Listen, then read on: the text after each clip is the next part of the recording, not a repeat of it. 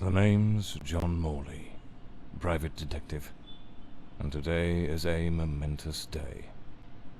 After enduring the most exquisite tortures at the hands of those blasted nurses, and being pumped full of enough medicine to fell an ox,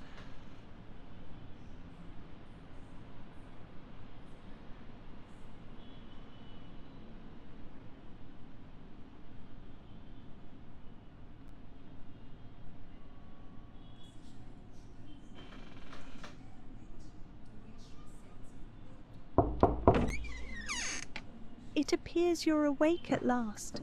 We had considerable difficulty rousing you earlier this morning, so I deemed it best to let you rest a while longer. I bring you good news. The latest test results are favourable, and the doctor has authorised your discharge. You are now officially ready to go. I have placed your belongings on the table. Oh, and a lady stopped by this morning with some clothes from the dry cleaner.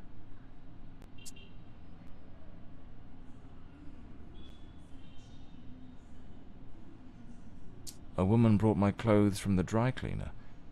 Was it Penny? I couldn't say. She arrived quite early, before my shift began. I've placed the garments in the wardrobe to keep them from getting wrinkled.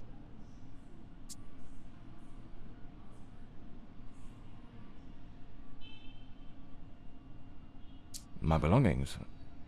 I thought everything was already in the room. There are a few valuables and some coins we kept for safekeeping. They are in the box on the table. I've been having nightmares. The doctor has prescribed some medication that should help address any residual effects. This should assist in alleviating your nightmares.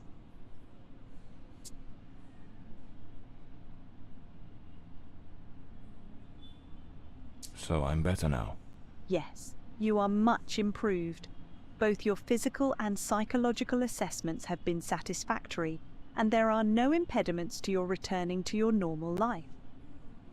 Now, if you'll excuse me, I have other patients to attend to. I wish you all the best.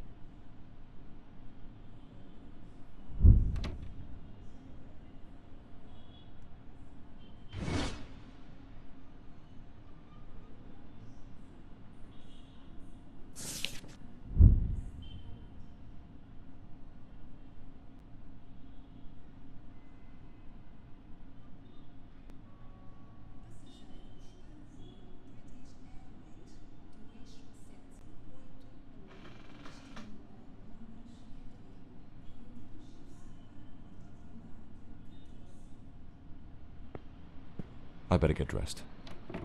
The hospital gown that I usually use, the Windsor knot. I should get myself a pair of... Looks brand... Well, these do a fine job of hiding any belly. So the mystery woman who took my clothes to the cleaners was Penny after all. Seems she's still got a soft spot for me. Could there be a chance I might win her over?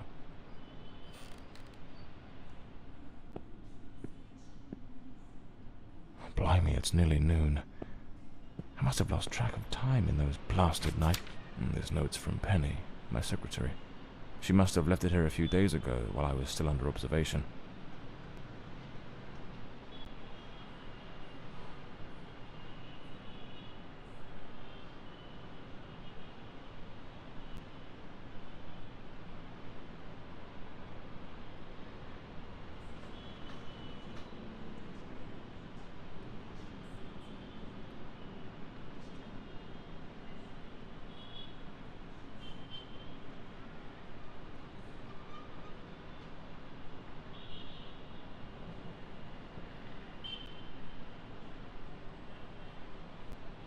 Damn it, Penny.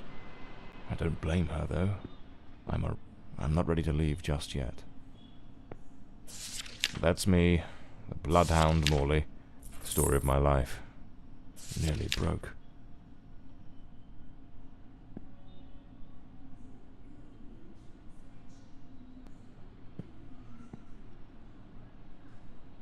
Trench coat and fedora hat.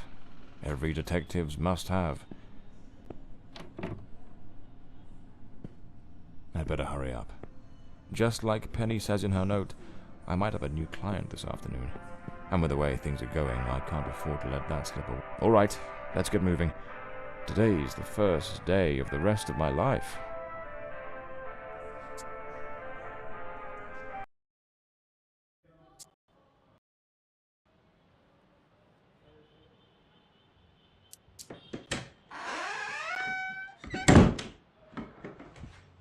Back again.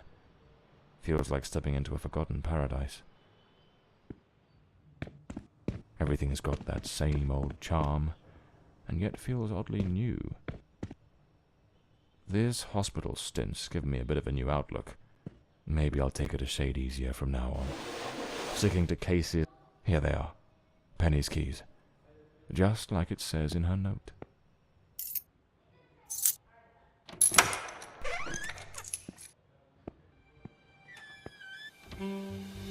This case is worth its weight in gold. Everything you need for a portable lab.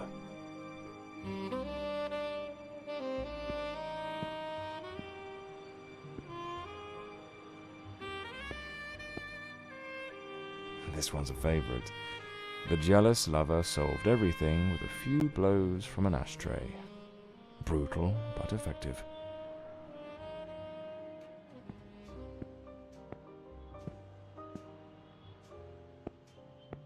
The murder weapon from the cadaver collector case. Nasty business, that one. So this is Peter. That smug grin's got Penny's desk. I ought to give her a ring and try to sweet talk her into coming back. If this new client... The umbrella with a bullet hole. Souvenir from the marksman case. Nearly lost my hat on that one. My files. Cases, clients, debts. Too many debts. Far too many. Even the coppers missed it. The slant on the letter E. That's what gave away the typist in the black letters case. My desk, strangely tidy. Normally it's buried under papers, notes, bits of evidence. Penny must have wanted to leave everything spick and span before she walked out on me. Another one of my cards. But this one has my last name circled. The drawer. It's locked. But there doesn't seem to be a keyhole. Amazing how this little gadget can reveal the devil in the details.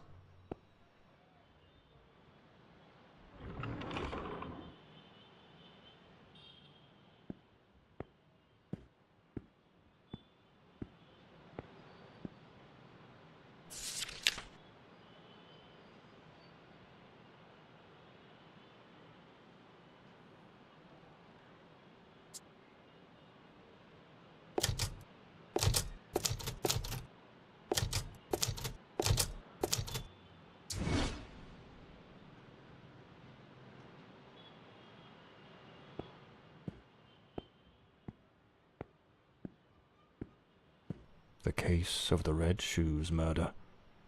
One of the most complicated I've faced. Finally. Case closed.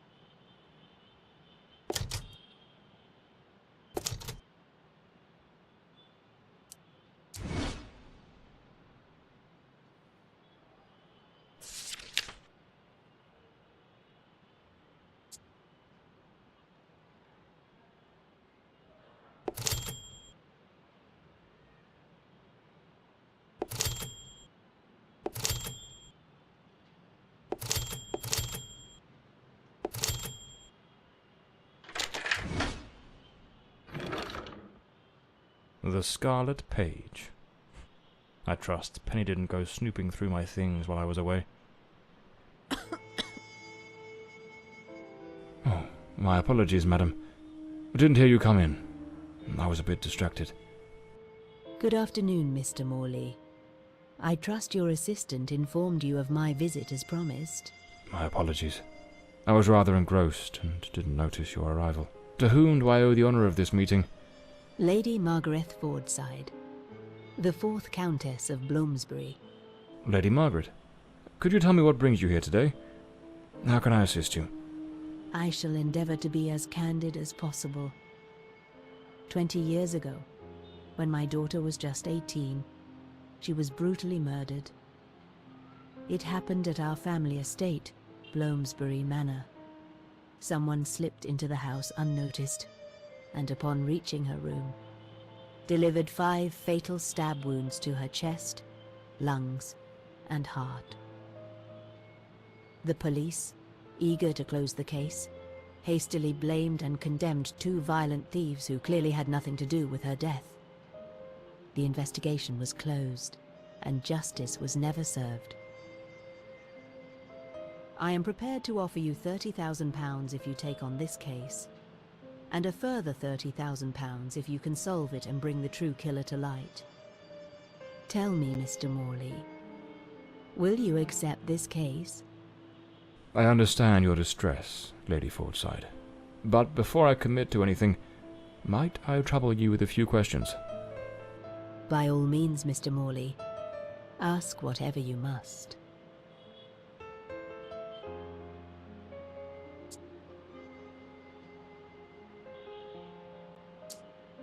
A case that's been cold for 20 years. You certainly don't make it easy for me, Lady Margaret. What made you decide to seek out a detective now? For over 2 decades, I've fought tirelessly to have the case reopened, to prove that the real murderer escaped justice. But all in vain. Neither solicitors nor well-meaning police friends, nor even journalists hungry for a dark story have managed to uncover anything. Then one day, I read about your success in solving the case of the Red Shoes killer. Regrettably, I also learned of the unfortunate incident that left you hospitalized with grievous injuries. On the advice of your secretary, Miss Penny, I waited patiently for your recovery. And now, here I am.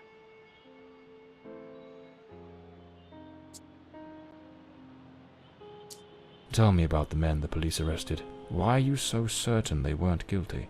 2 days after the murder, the police arrested a pair of violent thieves who were terrorizing the county at the time. Though they swore their innocence in my daughter Elodie's death, their criminal record completely undermined their defense.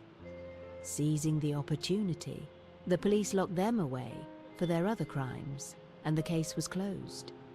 But what has always struck me as suspicious is that nothing was stolen on the night my Elodie was killed. If those thieves were truly the culprits, why would they murder her and then leave without taking a single piece of silver? It doesn't add up, Mr. Morley.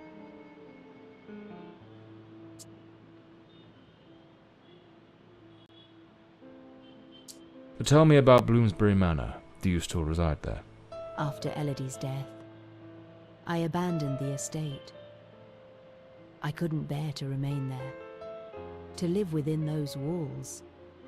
Even now, when I visit the manor, it still feels as though I can hear her footsteps echoing through the halls, her voice humming that old melody, the delusions of an old woman who has mourned her daughter for far too long, Mr. Morley.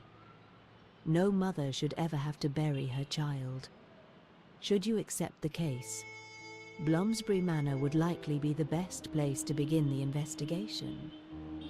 I shall not impede your work, as I now reside at Bedford Square, in the heart of the city.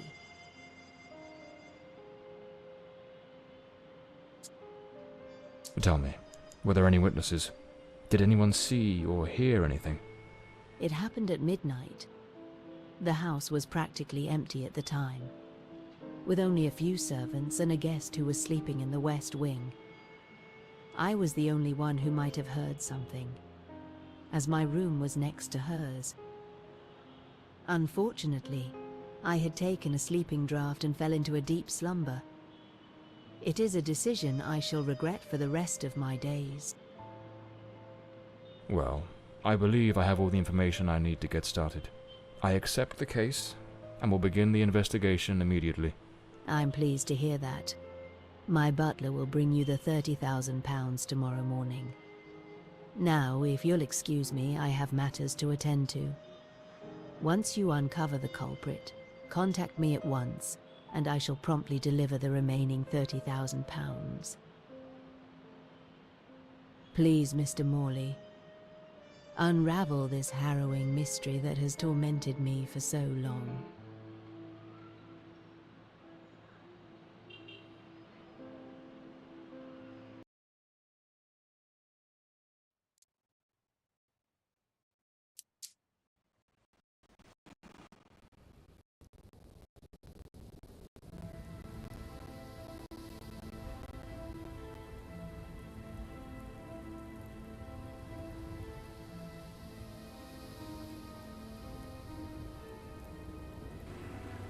As I made my way through the dense forest path, a haunting silence enveloped the air. It was as though the very night of the crime still lingered here, shrouded in an eerie calm. The manor stood before me, its facade as inscrutable as the shadows that danced in the moonlight. Every step I took felt like a step deeper into the heart of a mystery that refused to be forgotten.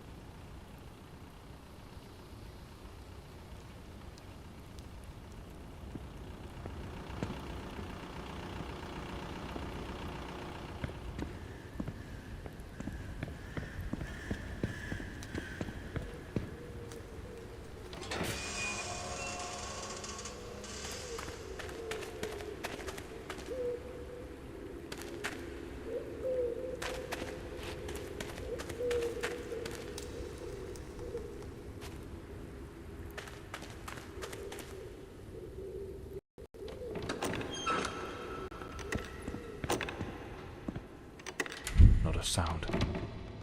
The stillness feels heavy, like it's hiding something. The door's chained up with a padlock. Looks like I'll need to find the key.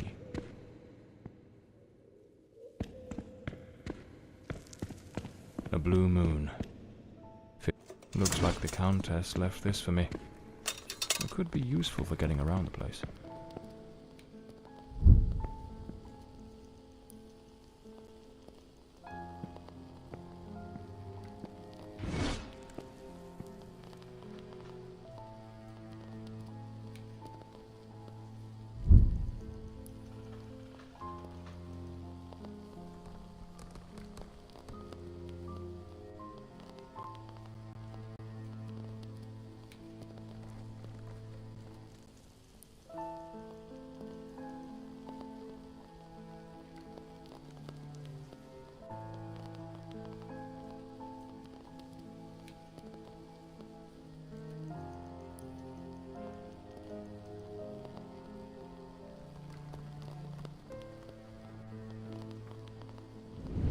So, the housekeeper left a note for the Countess, asking her to meet here on the day of the murder.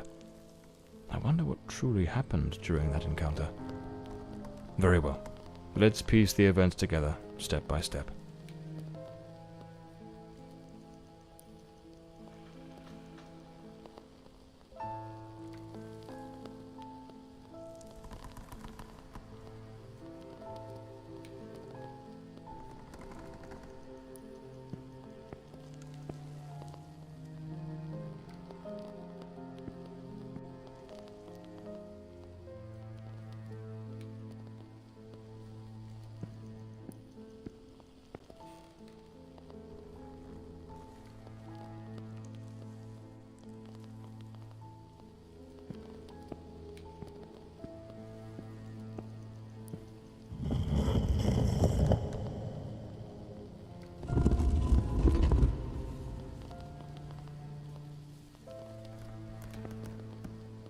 A globe resting in a beautiful wooden stand. 2 chairs. One of them knocked over. The housekeeper's cup is still here. Tea spilled across the table. She never got to drink it. Looks like someone arranged tea in the library that day. An empty envelope. Did the housekeeper hand the Count lipstick stains? Same shade the Countess wore when she visited my office. It seems they met here. But something went wrong during the conversation. I am very angry. After all these years of service, this is how you repay me? Walking away like this? I'm sorry, madam, but the situation has become unbearable. My bags are already packed.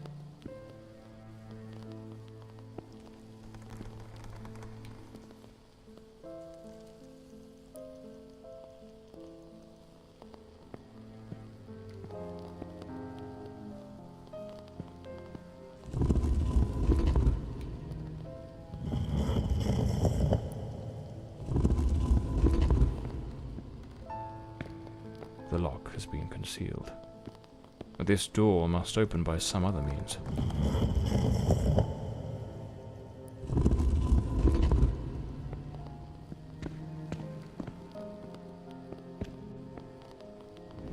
The Countess threw the housekeeper out in a fit of rage. In her haste, the housekeeper forgot one of her bags. What was it that unsettled the housekeeper enough to abandon her post so suddenly?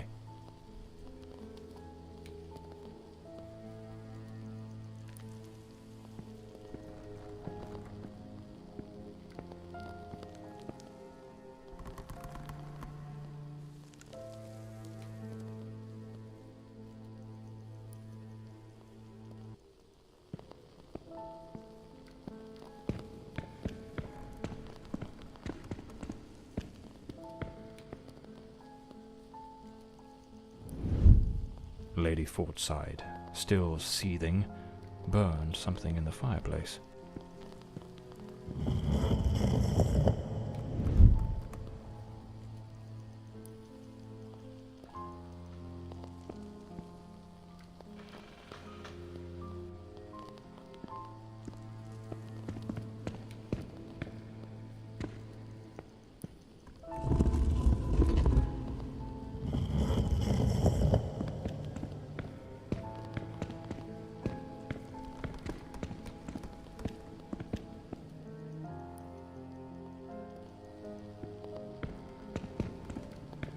Looks like this is the Fordside family book, showing some of their ancestors.